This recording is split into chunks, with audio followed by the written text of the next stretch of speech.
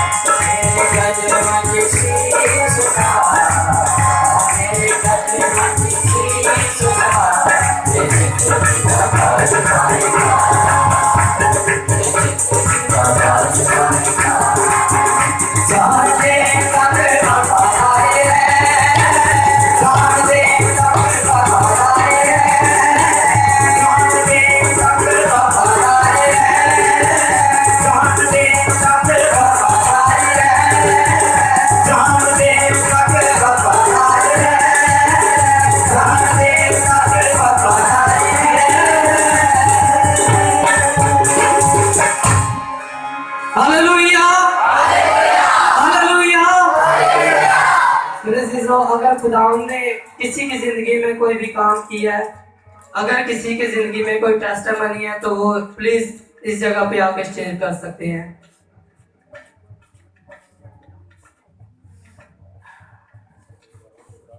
मैं भाई राहुल को दावत देता हूँ कि वो आए। भाइयों को सलाम। और आज ईद है यूसुफ बादशाह की, आपको मुबारक हो। और मैं अपना मौजूदा बताना चाहती हूँ कि मेरे बहुत ज़्यादा दर्द थी, 5 साल से थी, तो अचानक से ठीक हो गई हूँ। तो मैंने फ़ोन किया अपनी बेटी राफिया को, तो इसने मुझे पूछा कि आंटी आपका क्या हाल है। तो मैंने कहा कि मैं ठीक हूँ, अचानक ही दर्द ठीक हो गई है। तो फिर इसने कहा कि मैंने आपके लिए खास दुआ की है, इसलिए तो खुदावंद ने मेरी ज़िंदगी में मौका किया है, खुदावंद का शुक्र है। और राफिया ने और फास्टर साहब ने सब ने मेरे लिए दुआ की और मैं अब ठीक हूँ।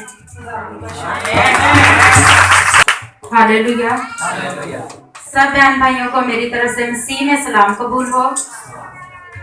मेरी गवाही ये है कि पिछले संडे जो ये गवाही दी थी पास्टर रफिया ने के इस जगह दुआ करने से कि बहन चबुर्जी वाली साइड पर आती थी और इन्होंने दुआ की और उन्हें शिफा हुई।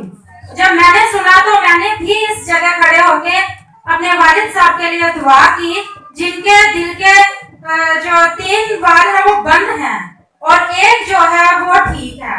तो मैंने भी उनके लिए दुआ की, क्योंकि मैं ये उम्मीद छोड़ चुकी थी कि वो मेरे घर मुझसे मिलने के लिए, मैं तो उनके पास जाती थी लेकिन मुझे ये उम्मीद नहीं थी। अब जब मैं उन्हें देखती थी वहां जाके, हम हॉस्पिटल्स में लेके जाते थे, कभी नेशनल में, जिना में, तो मैं देखती थी कि उनका जो रंग है वो बहुत जर्द पड़ गया है, पीला रंग है,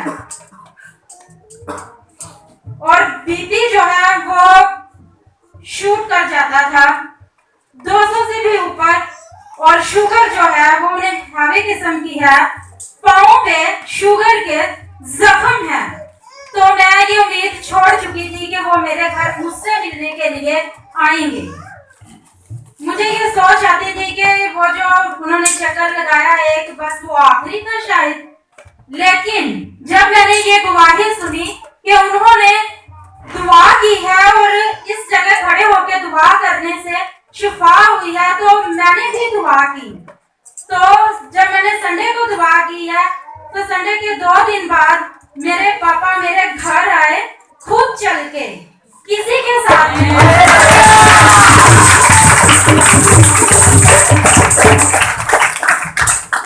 और उन्हें ऐसी शिफा हुई कि खास बात कि मैं जब उनसे मिल के आई तो मैंने बताया अपने घर में भी कि मेरे पापा की कंडीशन कैसी है।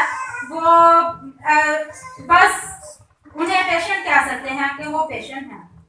उनका रंग जो है वो पीला है, लेकिन वो जब आए तो मेरी सिस्टर है सिस्टर सना, मैं उनसे दरख्वास्त करूंगी अपनी जगह पे खड़े होकर बताए कि उनका रंग क्या पीला लग रहा था। जी जब वो आए थे वो बहुत ज्यादा ना उनका रंग येलो था। थोड़ी देर पहले बहन शहजादी चुबुर्जी से आई थी और सबसे अनोखी बात ये है, बहुत सारे लोग ये समझते हैं सर रख के दुआ करोगे तो फेर होएगा।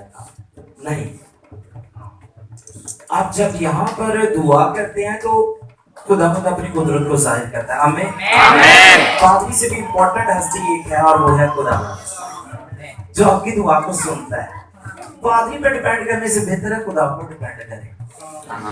ठीक है। और बहन रफिया ने क्या किया, बहन रफिया ने यहाँ पर कहा गया है कि जी आप जिनको आप समझते हैं कि उनको मेरी दुआ की जरूरत है, आप उनके लिए दुआ करें। आप दुआ करें, जब आप दुआ करेंगे तो वो हील होंगे।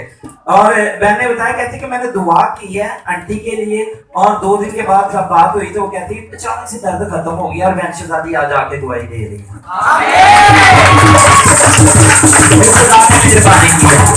वो इस चर्च में नहीं आई, वो चर्च में नहीं थी, वो मीटिंग में मौजूद नहीं थी, लेकिन यहाँ पर उनके लिए दुआ की गई है और खुदा ने अपनी कुदरत जाहिर की। और जब इस टेस्टिमनी को बहन आसमा ने सुना तो उन्होंने कहा कि अगर उसका हो सकता है तो फिर मेरे लिए भी हो सकता है।